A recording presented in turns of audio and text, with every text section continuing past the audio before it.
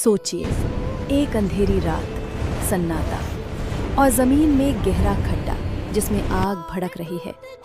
एक जालिम बादशाह अपने तख्त पर बैठा है। उसके चेहरे पर हुरूर है।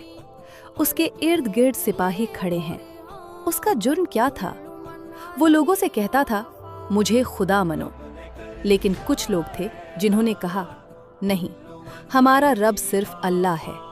बस उनका कसूर सिर्फ इतना था कि उन्होंने ईमान चुना। फिर हुक्म दिया गया, जमीन में खड्डे खोदे गए, उनमें आग भड़काई गई और ईमान वालों को एक एक करके उस आग के पास लाया गया। उनमें एक माँ भी थी, अपने छोटे से बच्चे को सीने से लगाए हुए। आग की तपिश उसके चेहरे पर पड़ रही थी। उसके कदम लरज रहे थे। वो माँ एक पल के लिए रुक गई। दिल में ख्याल आया, मैं जल जाऊंगी, मेरा बच्चा जल जाएगा। तब अल्लाह की कुदरत देखिए। रिवायत में आता है, उस छोटे से बच्चे ने माँ से कहा, ए अम्मी, सब्र कीजिए, आप हक पर हैं। ये सुनकर माँ के दिल में हिम्मत आ गई।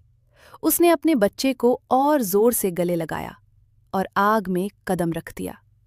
दुनिया ने समझा सब खत्म हो गया, लेकिन असल फैसला तो अल्लाह का होता है। कुरान में सूरा अल बुरूज में अल्लाह फरमाता है, जिन लोगों ने मोमिनों को जलाया और फिर तौबा नहीं की, उनके लिए जहन्नम का अजाब है, और जो ईमान पर सब्र कर गए, उनके लिए जन्नत है जिसके नीचे नहरें बहती होंगी।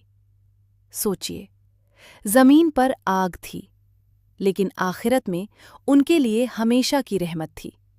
और वो जालिम बादशाह, रिवायत में आता है, उसका निज़ाम ज्यादा देर तक नहीं चला।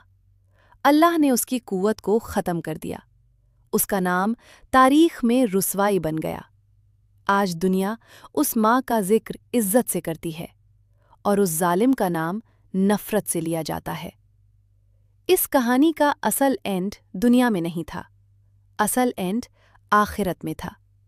जब दुनिया में आपको इम्तिहान मिले, या लोग आप पर हंसे, या आपको मजबूर करें, तो याद रखना, हक पर खड़े रहना ही असली कामयाबी है, क्योंकि आग सिर्फ दुनिया तक होती है।